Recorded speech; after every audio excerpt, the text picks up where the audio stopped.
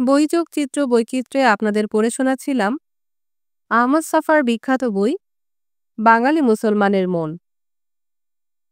এই পর্বে থাকছে লেখকের আরেকটি প্রবন্ধ, শিরোনাম ভবিষ্যতের ভাবনা। মানুষ গড়েছে সভ্যতা, রেশম কীট যেমন করে তন্ময় সাধনায় তৈরি করে গুটি। গত যুগের মানুষের শ্রমের ভাষা, ধ্যানের ধ্বনি, বীর্যের ব্যঞ্জনা আমাদের তন্ত্রীতে দোল দিয়েছে, জাগিয়ে তুলেছে ভাবনার সুবর্ণ লহরী। বিজ্ঞানের দীপ্তি, দর্শনের আলোক, সাহিত্যের মৈত্রী এবং বাণিজ্যিক লেনদেনের সুচারু ব্যবস্থা আমাদের যুগকে করেছে মহীয়ান, মনীষাকে প্রখর এবং বুদ্ধিকে দিয়েছে মহাপৃথিবীর উদার দিগন্তে মুক্তি। নিজেকে এমন বিচিত্রভাবে জানার প্রয়াস আর কখনো দেখা যায়নি মানুষের ইতিহাসে। মানুষের বস্তু সঞ্জাত কল্পনা বস্তুর অন্তর থেকেই ঠিকরে বের করে এনেছে অপরিসীম শক্তিসম্পন্ন পরমাণু কণা। বস্তুর সঙ্গে পরিচয়, বস্তুর শক্তিকে আয়ত্ত করার ইতিহাসই সভ্যতার ইতিহাস। তাতে প্রবল সৃষ্টিশীল আরেকটা জাগরণ কখন ঘটবে, যার অভিঘাতে মুছে যাবে মানুষের চোখের ঘোর, শুদ্ধরূপে বস্তুর স্বরূপ উপলব্ধি করে জীবনের সঙ্গে বস্তুর সার্থক মিতালি পাতাতে সক্ষম হবে মানুষ। মানুষে মানুষের সহজ সম্পর্কের প্রতিষ্ঠা করে চিন্তাকে আরও সূক্ষ্ম, আরও বস্তুনিষ্ঠ করার ভাবঘন মৈত্রীতে যুগের হৃৎপিণ্ড চঞ্চল হয়ে উঠেছে, এই বুঝি ফেটে পড়ে। পূর্বপুরুষের সৃষ্টিশীল চেতনার স্পর্শ আমাদের চেতনাতে এসেছে, হীরকের জ্যোতি আর সৃষ্টিশীলতায় জেগেছে নাড়া খাওয়া অনুরণন। একইভাবে উত্তর পুরুষ হিসেবে তাদের অন্তর লালিত তমৃষারও আমরা উত্তরাধিকারী। আলো টানছে সামনে, অন্ধকার পেছনে, এক দিকচিহ্নহীন গোলকধাঁধার বাসিন্দা এ যুগের মানুষ।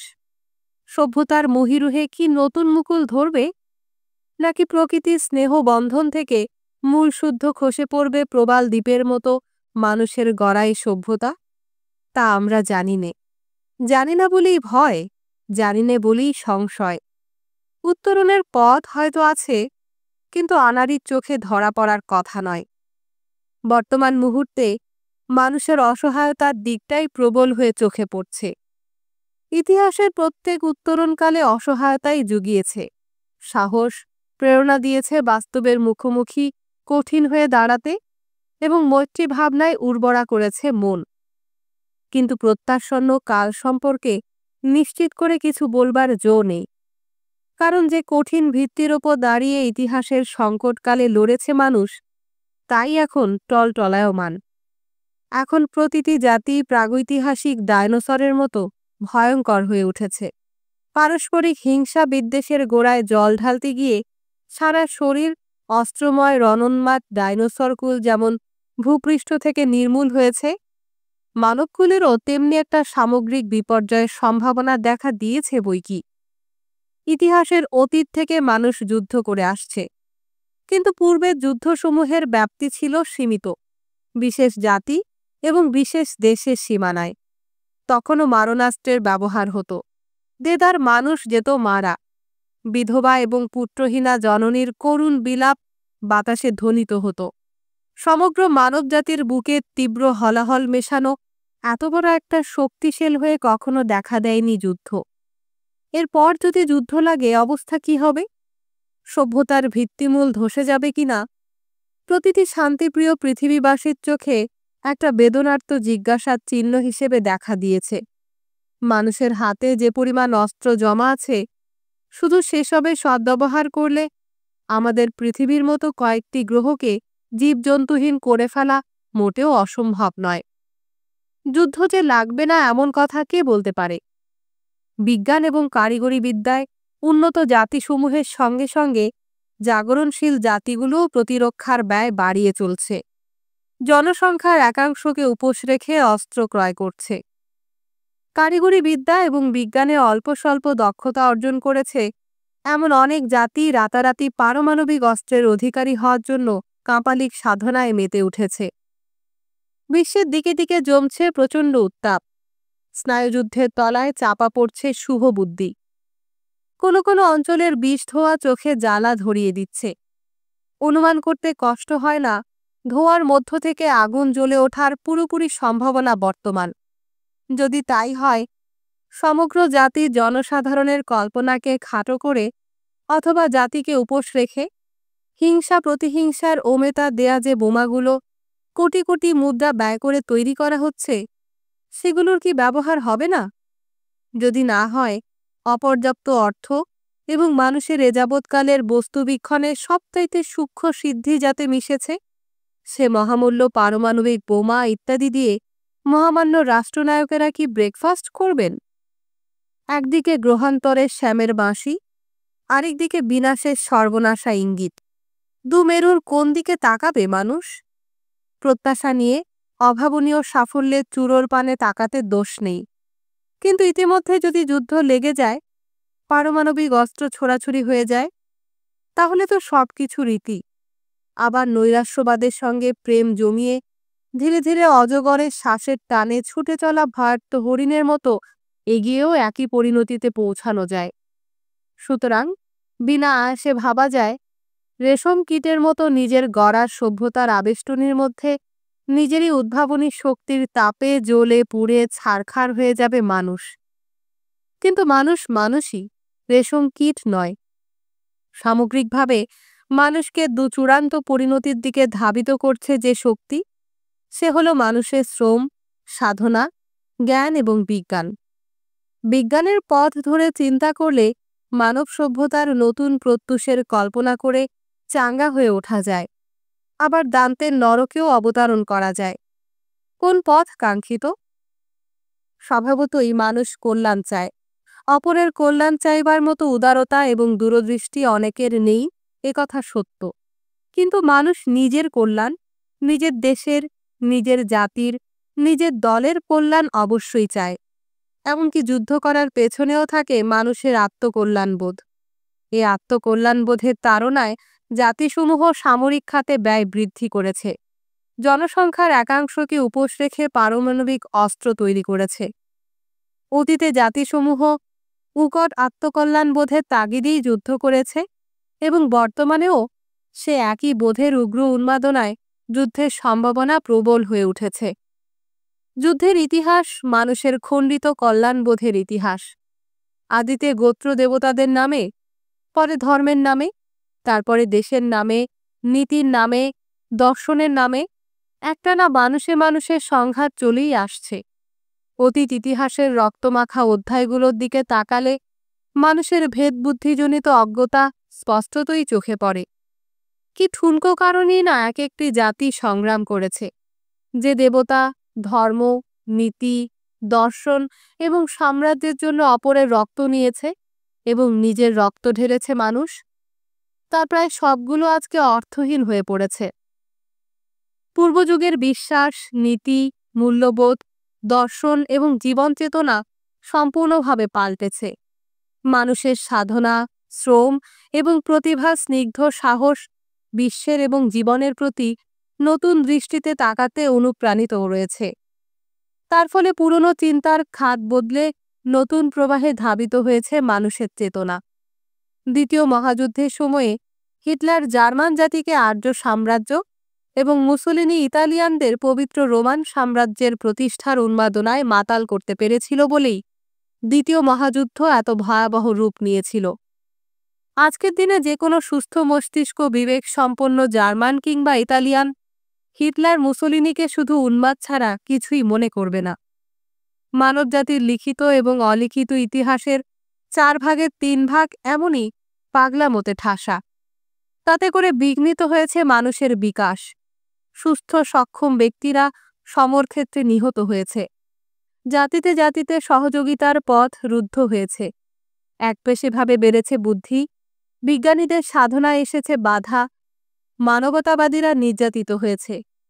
যে কোনো নরহন্তা কলে কৌশলে অথবা ছলে বলে আপন দলে লোকদের পশু বলে বলিয়ান করতে পেরেছে। তারাই আল্লাহ কিংবা ধর্ম, সাম্রাজ্য অথবা স্বদেশ ইত্যাদির নামে প্রতিবেশী দেশের ওপর বর্বর আক্রমণ চালিয়েছে। এখন যখন এ ঘাতকেরাই বিজয়ী অথবা বীর হিসেবে সাধারণ মানুষের শ্রদ্ধার পাত্র, মানুষের উপলব্ধিতে পূর্ণতা যখন আসবে, তখন এ সকল বীরপুরুষেরা ঠ্যাং ভাঙার টোটেম দেবতার মতো শ্রদ্ধার আসন থেকে ছিটকে পড়বে। অবশ্য ইতিহাস বিচারের নিরিখটাও তখন পাল্টাবে। মানুষের ইতিহাসের আরও একটি দিক আছে, সে হল বিজ্ঞান, শিল্প, কলা এবং দর্শনের দিক। এতে কোনো জাতির সিলমোহর নেই। এক জাতির সুচেতনার সঙ্গে মিশেছে আরেক জাতির নির্মাণ বুদ্ধি, কলার সঙ্গে দর্শন। এদেশের বিজ্ঞান ও দেশে গিয়ে তরঙ্গ তুলেছে। সামগ্রিকভাবে মানুষের সৃষ্টিশীলতার বিচিত্র সংক্রমণেই সভ্যতার ১৬ কলায় পুষ্টি লাভ করেছে। মৈত্রীভাবনা মানুষে মানুষের সহযোগিতার পথ প্রসারিত করেছে। এক জাতির চিন্তার অভিঘাতে আরেক জাতির কুসংস্কার ঝরা পাতার মতো ঝরে পড়েছে। ভারতে চীনে, ভারতে ইরানে, ইরানে মিশরে, মিশরে গ্রিসে, গ্রিসে রোমে, সেই সুপ্রাচীন কাল থেকে মনে মনে যে সহযোগিতার ফল, তাই আধুনিক বিশ্ববোধ। বুদ্ধির সহযোগিতায় আধুনিক দর্শন এবং বস্তুবিজ্ঞানের সহযোগিতায় আধুনিক বিশ্বদৃষ্টি বিকশিত হয়েছে।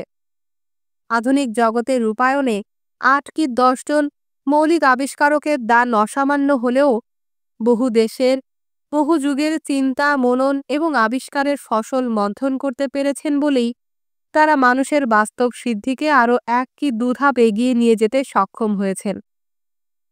বর্তমানে সভ্যতার সৌরভ বলতে যা বুঝি আমরা, সে হলো মাত্র গুটিকয় মানুষের মন মগজ খোঁচানো অন্বেষা, জবাব এবং হৃদয়ে হৃদয়ে সহযোগিতার সুফল। অতীতে সহযোগিতার পথ বহুলভাবে উন্মুক্ত ছিল না। দেশাভিমান, জাত্যাভিমান, ঐতিহ্যাভিমান, ঐশ্বর্যাভিমান পাহাড়ের মতো মাথা তুলে দাঁড়িয়েছে। প্রত্যেকটি জাতি নিজেকে স্বয়ংসম্পূর্ণ মনে করেছে। জীবনযাত্রার সুবিধার জন্য যখনই অপরের সহযোগিতার প্রয়োজন দেখা দিয়েছে, অপরকে দাসে পরিণত করে তার শ্রম, অর্থ, ফসল আত্মসাৎ করা ছাড়া আর কোনো মহত্তর পদ্ধতির কথা চিন্তা করতে পারেনি। মজার কথা হলো, অপরকে কৃতদাস বানিয়ে, তাকে পশুর মতো খাটিয়ে, তার যথাসর্বস্ব লুণ্ঠন করে দেবতার বিজয় ঘোষণা করেছে। কিন্তু অবাধে মানুষের সৃষ্টিশীলতা, জাতির সঙ্গে জাতির যদি মেশামেশি হতো অতীতে, তাহলে এতদিনে পৃথিবীর মানুষ মহাশূন্যের অনেকগুলো গ্রহে হয়তো উপনিবেশ প্রতিষ্ঠা করেই ফেলত। বিগত যুগে মানুষ তা উপলব্ধি করতে পারেনি। এ যুগে মানুষের তা হৃদয়ঙ্গম করার সময় এসে গেছে। কেননা মানুষের সৃষ্টিশীলতা এবং পাশবিক প্রবৃত্তি এখন পরস্পরের মুখোমুখি প্রতিদ্বন্দ্বীর বেশে দণ্ডায়মান। মানুষকেই পছন্দ করতে হবে দুটির একটি। হয়তো সৃষ্টিশীল মানুষ হিসেবে স্বীকার করে নিতে হবে সকল মানুষকে, পৃথিবীর মাটিতে দিতে হবে অধিকার। উন্নত জাতিসমূহ অনুন্নত জাতিগুলোকে তাদের বাস্তব সিদ্ধি এবং মননের সমৃদ্ধির অংশীদার করে তুলতে হবে। এ না হলে দেশ, ধর্ম, নীতি, দর্শন, সম্প্রদায় ইত্যাদি কত গালভরা সুন্দর শব্দের অন্তরাল থেকে পাশবিক প্রবৃত্তি আপনা আপনি প্রকটিত হয়ে পড়বে। তা যদি হয়, সহজেই ধরে নেওয়া যায় পৃথিবীতে মানুষের দিন ফুরিয়ে এলো।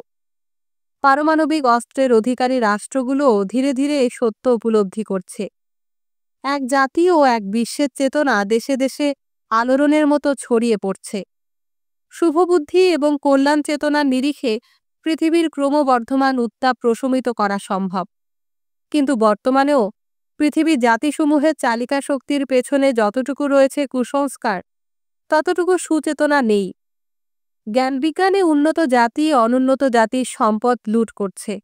বাণিজ্যিক সাম্রাজ্য অটুট রাখার জন্যে সামরিক ঘাঁটির প্রতিষ্ঠা করছে এক শিবির, আরেক শিবির ও পাল্টা সামরিক জোট গঠন করছে আক্রমণ প্রতিহত করার জন্য। বিশ্বের রাষ্ট্রসমূহের সরকারগুলো আপন আপন দলীয় স্বার্থ রক্ষার জন্য জনসংখ্যার বৃহত্তর অংশকে সকল রকমের সুযোগ থেকে বঞ্চিত করছে। এ বঞ্চিতদের দল জেগে ওঠে যদি কোনোদিন সিংহাসন ধরে হ্যাঁচকা টান দেয়, এ ভয়ে সবসময় যুদ্ধের সম্ভাবনাকে জিইয়ে রেখেছে। যখনই দেশে তেমন কোনো পরিস্থিতি দেখা দেয়, সঙ্গে সঙ্গেই বিদেশি শত্রুর দিকে অঙ্গুলি নির্দেশ করে।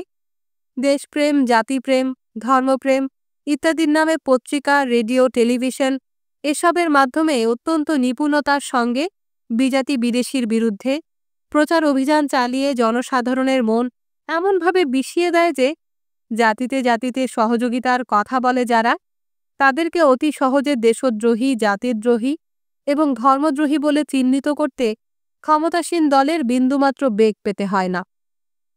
জনসাধারণের সংগঠিত কুসংস্কারই রাষ্ট্রযন্ত্রের ভিত্তি হয়ে দাঁড়ায়।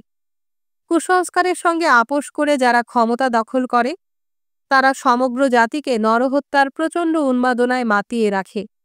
এছাড়া গত্যন্তর নেই কোনো। ফলে জাতিতে জাতিতে বৈরিতার রূপ তীব্র হয়ে উঠছে। বিশ্বে বিস্ফোরার সংখ্যা ক্রমাগত বেড়েই চলেছে। বাণিজ্যিক সাম্রাজ্য যারা কায়েম রাখতে চায় এই সকল বিস্ফোরা রোগড়ে রোগড়ে ক্ষতকে আরও দগদগে করে তুলছে। বাণিজ্যের প্রয়োজনে সভ্যতাকে শুধু মুষ্টিমেয় শহরের মধ্যে আবদ্ধ করে রাখা হয়েছে।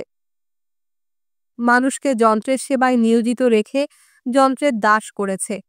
স্তরের পর স্তর কুসংস্কার, তার ওপর রাষ্ট্রযন্ত্র। রাষ্ট্রনায়কেরা বেশিরভাগ ক্ষেত্রে যুক্তিহীন কুসংস্কারকেই লালন করেন অথবা করতে বাধ্য হন। এ অবস্থা বেশিদিন চলতে থাকলে তৃতীয় মহাযুদ্ধকে প্রতিহত করার সকল রকম উপায় ব্যর্থ বলে প্রমাণিত হবে। অথচ মানবজাতির বেঁচে থাকার জন্য এ যুদ্ধকে অবশ্যই রুখতে হবে, নয় শুধু ভবিষ্যৎ সম্ভাবনাকেই বিনষ্ট করতে হবে। এককভাবে কোনো জাতির শান্তি প্রচেষ্টাতে আসবে না কোনো সুফল। সমস্ত জাতি মিলে সহযোগিতার ক্ষেত্র প্রস্তুত করতে হবে। সেজন্য জীবন বিনাশী সকল রকমের সংস্কার এবং বিশ্বাস উপড়ে ফেলা একান্তই প্রয়োজন। এক্ষেত্রে উন্নত জাতি এবং অনুন্নত জাতি উভয়েরই সমান দায়িত্ব। সভ্যতা, সংস্কৃতি, কলকারখানা ইত্যাদিকে এমনভাবে বিকেন্দ্রিত করতে হবে যাতে করে বিশ্বের প্রতিটি জাতি, এমনকি উপজাতি পর্যন্ত সভ্যতার প্রভায় প্রভাময় হয়ে উঠতে পারে। যন্ত্রকে সবসময়ও মানুষের দাস করে রাখতে হবে এবং সৃষ্টিশীলতাকে ঊর্ধ্বে স্থান দিতে হবে। কারণ শোধিত বিদ্বেষী সৃষ্টিশীলতা উপযুক্ত পরিবেশ না পেলে সৃষ্টিশীল চেতনাই বিদ্বেষে রূপান্তরিত হয়। জাতিতে জাতিতে যে প্রতিহিংসা বিরাজমান, প্রতিযোগিতার মাধ্যমে তার অবসান ঘটাতে হবে। মানব সংস্কৃতিকে সম্পূর্ণভাবে জীবন ঘনিষ্ঠ করে তুলতে হবে। তাছাড়া সামরিক ব্যয়ের বেশিরভাগ অর্থ জনকল্যাণের জন্য ব্যয় এবং একাংশ মহাশূন্য অভিযান তহবিল, মেরু অভিযান, মরু অভিযান, সাগর থেকে খাদ্য উৎপাদন ইত্যাদি পরিকল্পনাতে ব্যয় করলে সৃষ্টিশীলতার অভিঘাতে মানুষ নতুন মানসিকতার অধিকারী হয়ে উঠবে। ক্রমাগত সাধনা এবং সিদ্ধি যেমন পশু মানুষকে কিয়ৎ পরিমাণে বিচার বুদ্ধিসম্পন্ন মানুষে পরিণত করেছে, তেমনি নব বিশ্ববোধে উদ্দীপ্ত নিজেই বস্তুচেতনার অধিকারী মানুষ বিচার বুদ্ধিকে সম্পূর্ণভাবে আয়ত্ত করতে পারবে এবং যুদ্ধ করার প্রাগৈতিহাসিক বৃত্তিও ধীরে ধীরে ভুলে যাবে। এ হয়তো কঠিন, খুবই কঠিন কাজ। কুসংস্কারের সঙ্গে আপোষকারী রাষ্ট্রযন্ত্রের দণ্ডধর, দলীয় এবং শ্রেণীস্বার্থের প্রতিভু রাষ্ট্রনায়কদের খণ্ডিত উপলব্ধি এবং লোভের কারণে পারমাণবিক বোমার আঘাতে নিহত হওয়ার চাইতে কঠিন নয় নিশ্চয়ই। ধর্ম, স্বর্গ, সৃষ্টিকর্তা ইত্যাদির ফসিল বিশ্বাস এবং জীবন্ত বিশ্বাসকে শল্য চিকিৎসকের মতো অস্ত্রোপচার করে চেতনা থেকে হেঁটে ফেলতে পারলেই মানবিক কল্পনা ঈর্ষার বদলে সৃষ্টিশীলতার দিকে আপনিই ধাবিত হবে। ভবিষ্যতের জন্য আমাদের সৃষ্টিশীলতার ওপরই বিশ্বাস রাখতে হবে। সৃষ্টিশীলতাই মুক্তির দিশারি।